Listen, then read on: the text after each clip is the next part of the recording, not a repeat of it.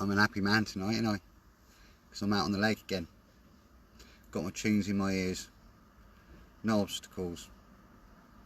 No wind affection. No waves. Just me in the lake.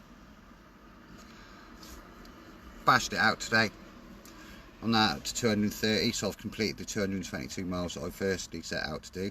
And now I'm working on the other 100 to get me up to my total on Friday. I'm looking at finishing at 2 o'clock on Friday. We're going to have some of the press there. There'll be photos taken at the end of it because that's the finale, isn't it? It's the 322 miles. So that's going to be happening on Friday. So it was a bit of a funny one today. I got out on the kayak, done the first 2 miles. Bit edgy. Weren't relaxed. Weren't comfortable with it.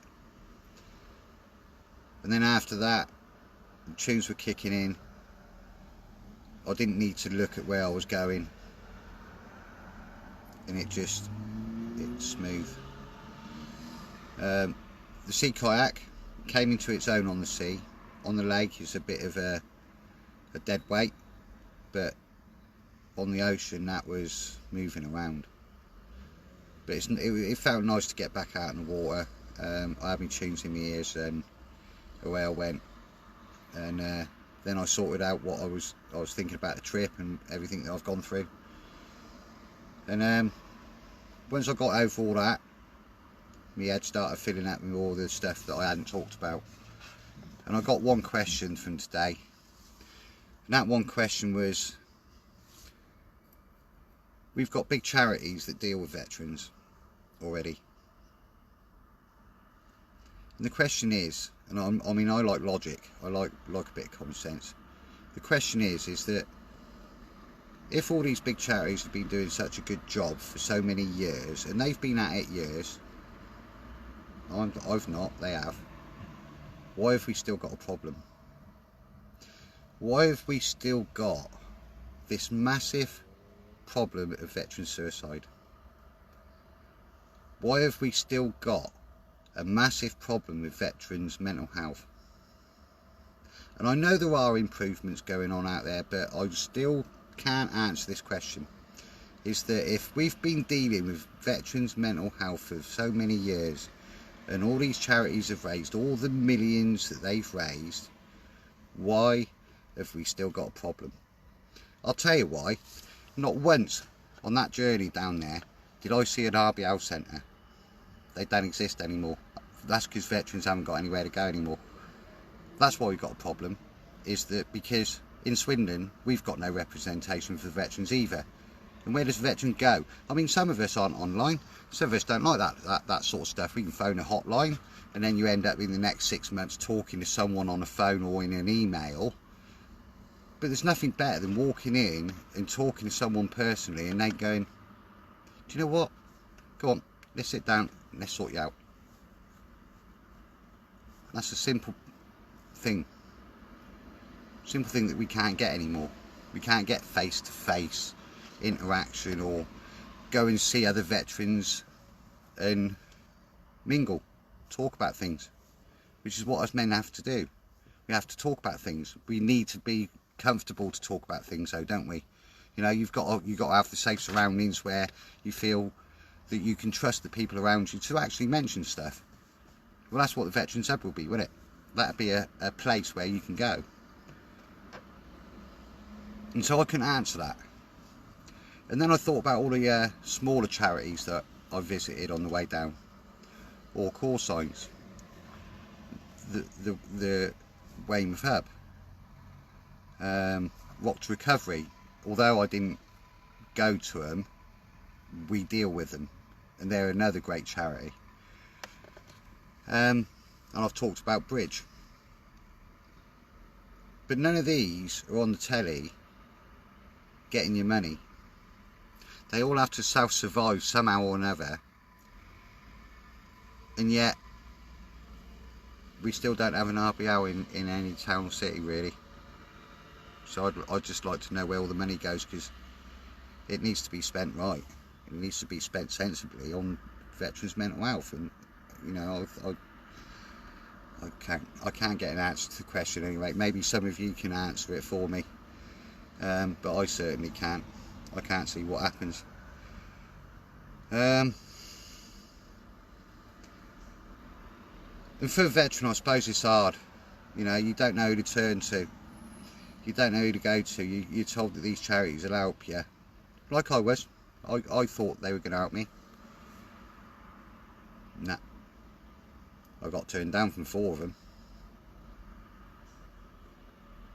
And yet we're still asking people to speak out. But yet there still really isn't anywhere for them to go. Certainly not to hold accountable. To turn around and say, well, actually, you know what I mean? It's not just a voice at the end of the phone. And then they think about what would happen if they do talk out. People are going to take fun of them, and the worst one is when people turn around and go, oh, chin up, mate. It ain't that easy. That's just that's dismissive. You're not actually listening to what the problem is. You need just chin up, mate. Come on. You need people to listen to you. You need people to actually listen to you, and not just dish out the chin up, mate, and shoulders back and get on with it. Because that ain't the answer either, is it? That winds me up. And then there's the judgment and the label. I hate being labelled. I hate this label that I suffer from PTSD. Although I do, I hate it because everybody uses it now. And it's a label. It's like as soon as you tell people that you suffer from PTSD, they think you're a nutter. They think you're losing your marbles. Well, actually, I think over time, I think I've proven that I haven't lost my marbles. And that I am actually quite level-headed. I've just got a bit of bad shit going around. I'm certainly not a nutter. Which I've been called a few times.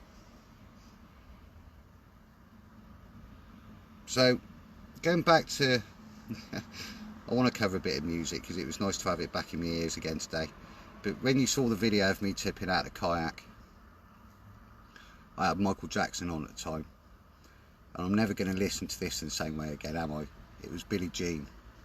And I just got to the bit where it went, Billie Jean is not my lover, and I was gone. That was the last thing I heard, apart from the waves. And I heard it today. It was I put it on the MP3 and it came on again today, and all I could do was think about rolling in the bloody sea, you know. And I attach quite a lot of emotions and feelings to music. But what's funny now is that I used to have quite a bad thought about the song. I used to carry around with me, and what was funny about this is actually, you know, the good thing about this is it's actually turned that song into a good thing for me, because it's put a different different memory to it. It's put a bit of danger to it now. Billie Jean's not my lover, and I'm off. I'm rolling. I'm in the water, and I'm going. You know, I'm going to be smashed against the rocks here. Billie Jean's my lover. Yeah, I love it. I did enjoy getting back out on the water today. It was good headspace. The music helps me because it helps me empty my head. My head doesn't talk if I have the music on. So it helps my headspace because it shuts it up. I don't have things going around me. I'm not thinking about work, or I'm not thinking about everything that's going on around me, or I'm not thinking about the latest threat. I'm just in my zone with my music, and it empties my head, and I can sit there and actually just think about things that I want to think about. Like the kayak trip, I wanted to sort it out in my head. I wanted to be on the water while I was doing that. It made sense, you know. And then as I got through it, you know, I'm not feeling that it was such a bad memory as I thought, and I've actually quite enjoyed it all. But I'm going to shut up now. It's been a long day. I've been out there. I've smashed out the miles, and I'll let you know how I'm doing tomorrow. And I should be somewhere around about reaching target by the end of Thursday, for a short stint on the Friday. So feeling good. Much love. Thank you. Bye bye.